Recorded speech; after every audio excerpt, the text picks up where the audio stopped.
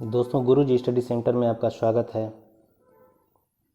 आज बाल मनोविज्ञान का ये महत्वपूर्ण प्रश्न है। दोस्तों, ये सभी प्रश्नों का निचोड़ है। आप इसको देख लीजिए दोस्तों, बहुत ही महत्वपूर्ण प्रश्न है, बहुत ही महत्वपूर्ण प्रश्न है। दोस्तों, ये आपके स्व मूल्यांकन के लिए है। आप आज तक अपनी तैयारी कितनी मजबूत किए हैं, आप इसको हल करके बताइए। ये 30 प्रश्न है दोस्तों। 30 में से आप अगर 20 तक कर ले जाते हैं तो भी आपकी तैयारी ठीक है। तो दोस्तों, शुरू करते हैं इसको। चुनिंदा प्रश्न है दोस्तों। देखिए, पहला प्रश्न है, शुरुआत करते हैं। मानव जीवन की मनोभौतिक एकता कहलाती है। मानव जीवन की मनोभौतिक एकता कहलाती है दोस्तों।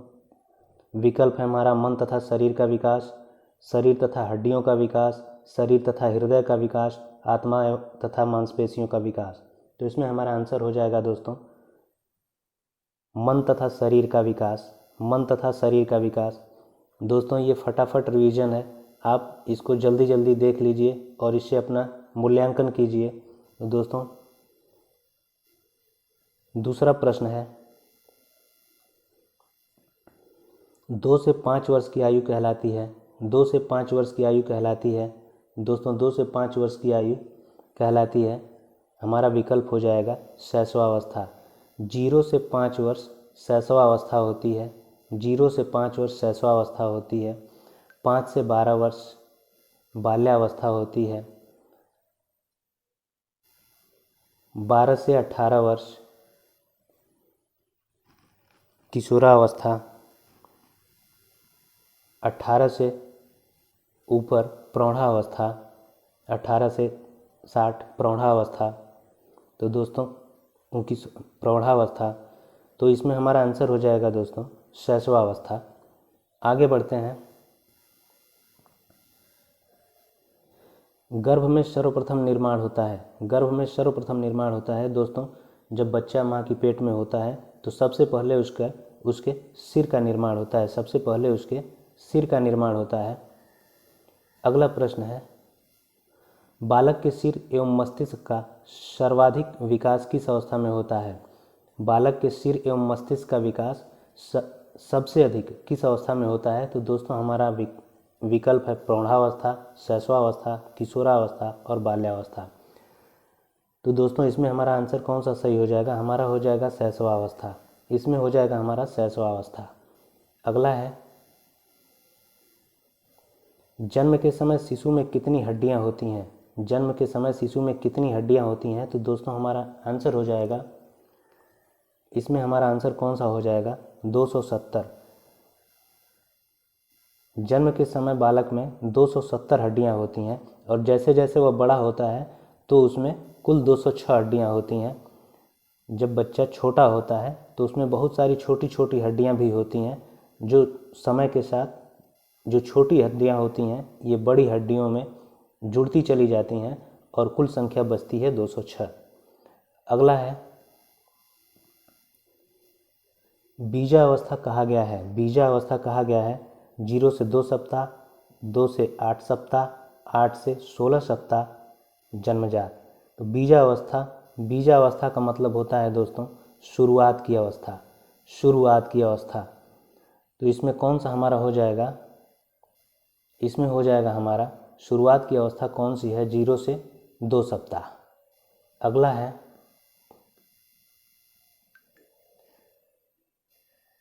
बालक अपनी माँ को पहचानना प्रारंभ करता है। बालक अपनी माँ को पहचानना प्रारंभ करता है 6 माह में, 8 माह में, 9 माह में, 3 माह में। हमारा आंसर हो जाएगा दोस्तों, आंसर हो जाएगा 3 माह। आंसर हो जाएगा हमारा 3 माह। 3 माह में बच्चा अपनी माँ को पहचानना प्रारंभ कर देता है। अगला है, बालक जमीन पर से अपने पसंद की वस्तु उठा लेता है। आपके अनुसार उस बालक की आयु होगी। बालक जब जमीन पर ढेर सारे सामान रखे होते हैं तो उसमें से वह अपनी पसंद की वस्तु उठा लेता है। अपनी पसंद नापसंद उसको समझ में आने लगती है। वह किस आयु में होता है? दोस्तों, वह होता है 8 से 9 माह की आयु में। 8 से 9 माह की आयु में वो अपनी पसंद की वस्तु को जमीन पर से उठा लेता है। अगला है, बालक के जन्म के समय शिशु के मस्तिष्क का भार होता है। जिस समय बालक का जन्म होता है उस समय उससे के मस्तिष्क का भार होता है 350 ग्राम। हमारा आंसर हो जाएगा 350 ग्राम या 8 पाउंड या 8 पाउंड। दोस्तों अगर 8 पाउंड ना हो विकल्प में तो 7 को मारिएगा, और अगर 8 हो तो फिर 8 को ही। और वयस्कों में दोस्तों ये 1350 या 1400, 1350 या 1400 ग्राम होता है। आगे है, सीखने का आदर्श काल माना गया है। सीखने का आदर्श काल माना गया है शैशवावस्था को, बाल्यावस्था को, किशोरावस्था को, प्रौढ़ावस्था को। दोस्तों इसमें हमारा आंसर कौन सा सही हो जाएगा? ये सही हो जाएगा हमारा शैशवावस्था। ये हो जाएगा हमारा शैशवावस्था। सीखने का आदर्श काल शैशवावस्था को माना गया है। ये वैलेंटाइन ने कहा है।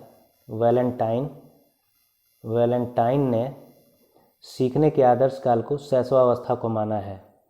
अगला है, दोस्तों ये प्रश्न कैसे हैं? अच्छे हैं तो चैनल को लाइक कीजिए, सब्सक्राइब कीजिए और चैनल से जुड़ जाइए। अपनी तैयारी अच्छी करनी है तो जुड़ जाइए। आगे है दोस्तों, कल्पना जगत में विचरण होता है। कल्पना जगत में विचरण होता है, हमारा आंसर कौन सा सही होगा? आंसर हो जाएगा हमारा सही शैशवावस्था व किशोरावस्था। इन दोनों ही अवस्थाओं में दोस्तों, इन दोनों ही अवस्थाओं में कल्पना, बच्चा कल्पना लोक में रहता है। वह अपने में ही मगन रहता है, अपने में ही सोचता विचारता रहता है कि हमको क्या करना है, कैसे करना है, कहाँ जाना, क्या खेलना, कैसे करना। ये सब शैशवावस्था और किशोरावस्था में होता है। अगला है, एक बालक पड़ोसी के घर में अपनी माँ की गोद में खेलता हुआ सो जाता है। उसकी माँ के द्वारा उसके पड़ोसी के यहाँ बिस्तर पर सुलाते ही वह रोना प्रारंभ कर देता है। आपके अनुसार बालक की आयु होगी। दोस्तों इसमें कौन सा सही होगा? इसमें सही हो जाएगा दोस्तों 10 माह। 10 माह इसमें सही हो जाएगा 10 माह। 10 माह का बच्चा जब उसकी माँ उसको अपने पड़ोसी के घर में सुलाती है तो वो रोने लगता है। अगला है, बालक मुख्य रंगों की पहचान कर लेता है। बालक मुख्य रंगों की पहचान कर लेता है तो कौन सा सही हो जाएगा इसमें? इसमें सही हो जाएगा दोस्तों 5 वर्ष। इसमें सही हो जाएगा दोस्तों 5 वर्ष। अगला है, मिथ्या परिपक्वता का काल कहा जाता है। मिथ्या परिपक्वता का काल कहा जाता है शैशवावस्था, बाल्यावस्था, किशोरावस्था और प्रौढ़ावस्था। तो दोस्तों मिथ्या परिपक्वता का काल कौन सा होता है? ये आंसर हो जाएगा हमारा बाल्यावस्था। बाल्यावस्था मिथ्या परिपक्वता का काल होता है। इसमें बच्चा परिपक्व नहीं होता है, लेकिन अपने आप को परिपक्व समझने लगता है। अपने आप को समझता है कि हम परिपक्व हो गए हैं, हम समझदार हो गए हैं, हम सब कुछ समझते हैं। ये बाल्यावस्था में होता है। शैशवावस्था और किशोरावस्था में तो वह अपने कल्पना लोक में ही सोचता रहता है, केवल अपने बारे में ही सोचता है। वह अपने बारे में ही सोचता है शैशवावस्था और किशोरावस्था में। अगला है,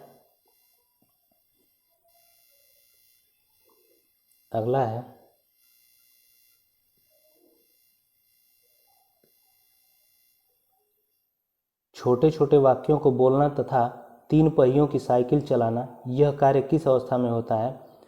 शैशवावस्था में, बाल्यावस्था में, किशोरावस्था में, प्रौढ़ावस्था में। दोस्तों यह किस काल में होता है? यह होता है दोस्तों शैशवावस्था, जो 0 से 5 वर्ष की अवस्था होती है।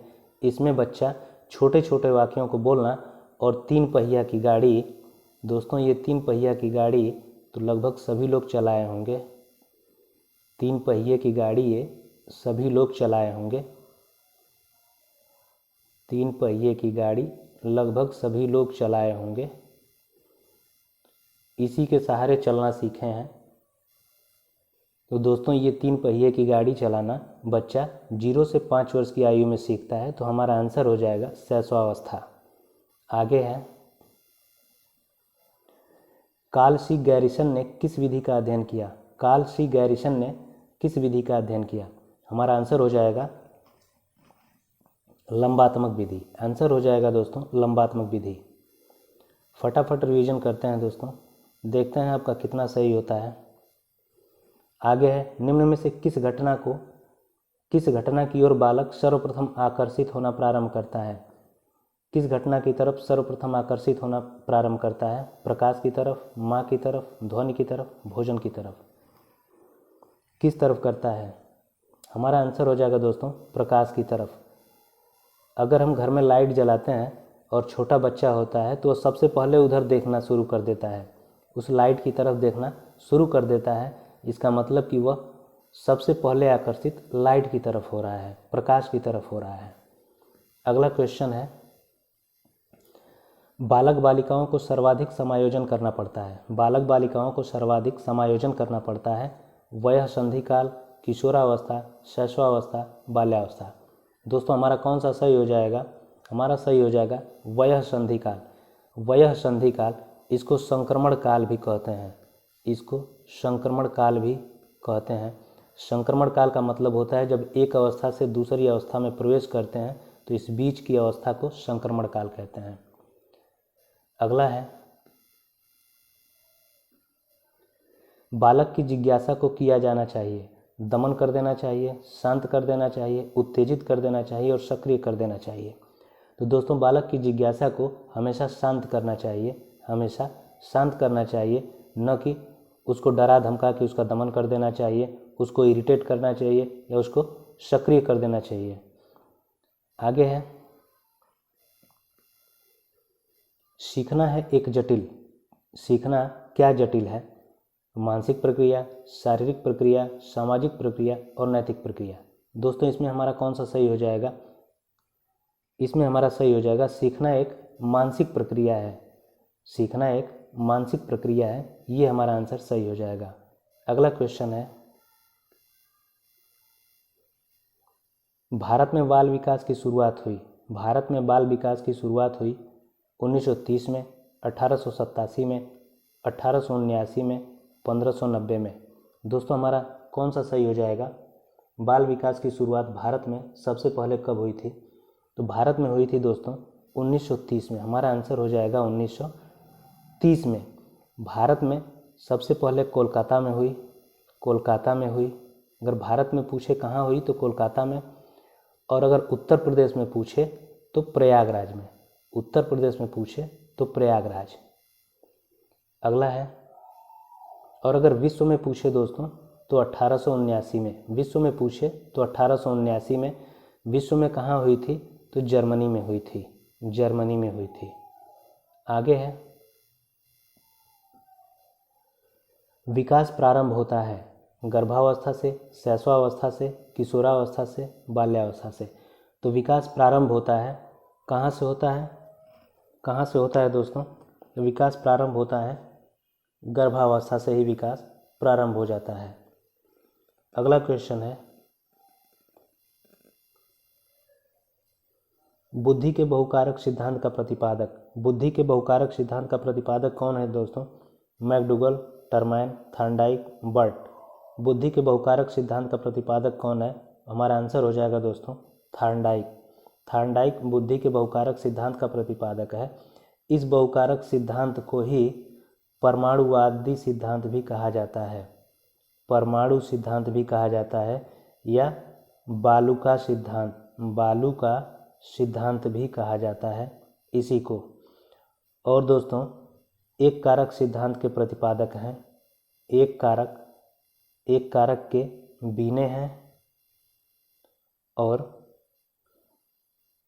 द्विकारक और तृतीय कारक के स्पीयरमैन, द्विकारक और त्रिकारक के तृतीय कारक के स्पीयरमैन है, स्पीयरमैन।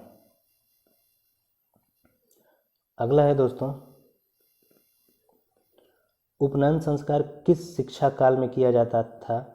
उपनयन संस्कार वैदिक काल, बौद्ध काल, मुगल काल, इनमें से कोई नहीं। किस में किया जाता था? मुगल काल में हो नहीं सकता, बौद्ध काल में नहीं है, तो ये हो जाएगा हमारा वैदिक काल में उपनयन संस्कार किया जाता था। अगला है,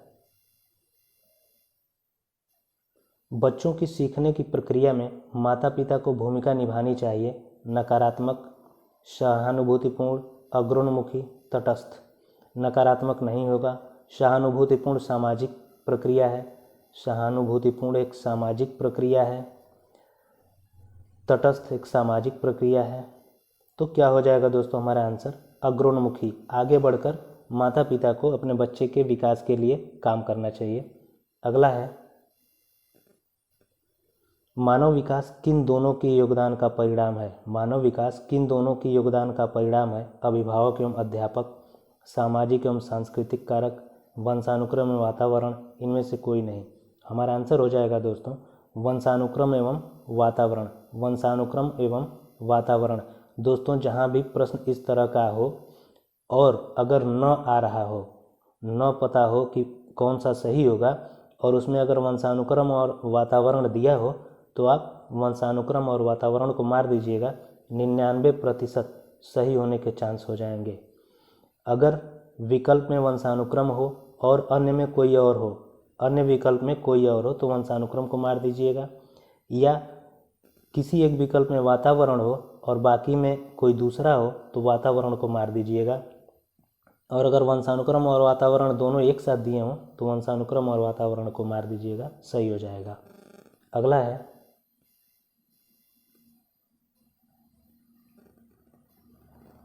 है, प्राथमिक विद्यालयों के बालकों के लिए निम्न में से किसे बेहतर मानते हैं? वीडियो अनुरूपण, प्रदर्शन, स्वयं के द्वारा किया गया अनुभव, ये सभी।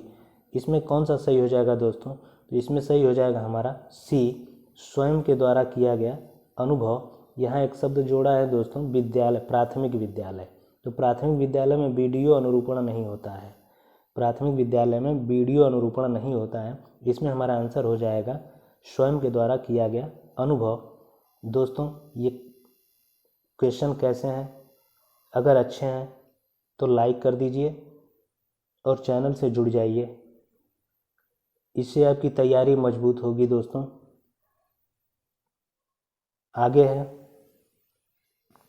जिस प्रक्रिया में व्यक्ति दूसरों के व्यवहार से सीखता है न कि प्रत्यक्ष अनुभव से, को कहा जाता है। जिस प्रक्रिया में व्यक्ति दूसरों के व्यवहार से सीखता है न कि प्रत्यक्ष अनुभव से, को कहा जाता है सामाजिक अधिगम, अनुबंधन, प्रायोगिक अधिगम, आकस्मिक अधिगम। तो इसमें कौन सा हो जाएगा दोस्तों? इसमें हो जाएगा हमारा ए, सामाजिक अधिगम। सामाजिक अधिगम में बच्चा एक दूसरे से मिलता है, समाज में जाता है और एक दूसरे के अनुभव और एक दूसरे के व्यवहार को देख के सीखता है, एक दूसरे के व्यवहार से सीखता है, यह समाज में ही होता है। आगे है,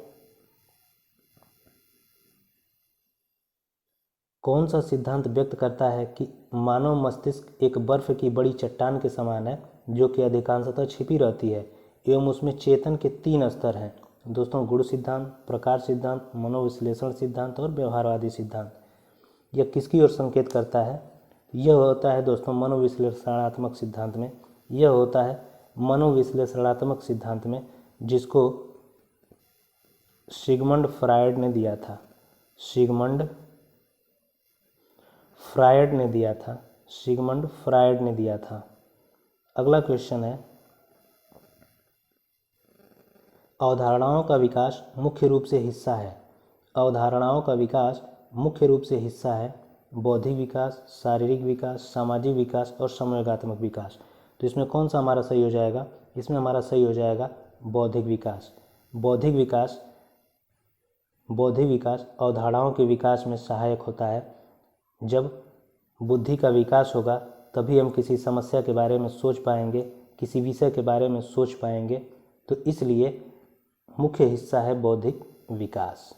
तो दोस्तों ये रहा हमारा 30 प्रश्न, जो ये था 30 प्रश्न जिसमें आप अपनी तैयारी का मूल्यांकन करेंगे। आप देखिएगा कि आप कितना सही कर लेते हैं। अगर 20 तक कर लेते हैं तो भी सही है, अगर 20 से 25 अगर 25 तक कर लेते हैं तब तो एकदम बढ़िया है, और 25 से ऊपर कर लेते हैं तब तो फिर पूछना ही नहीं है। तो दोस्तों ये कैसा लगा आप कमेंट में ज़रूर बताइएगा, और चैनल को सब्सक्राइब कीजिए और लाइक कीजिए। अगर अच्छा लगे तो, न लगे तो मत कीजिए, कोई बात नहीं, देख के चले जाइए, कोई दिक्कत नहीं। तो धन्यवाद।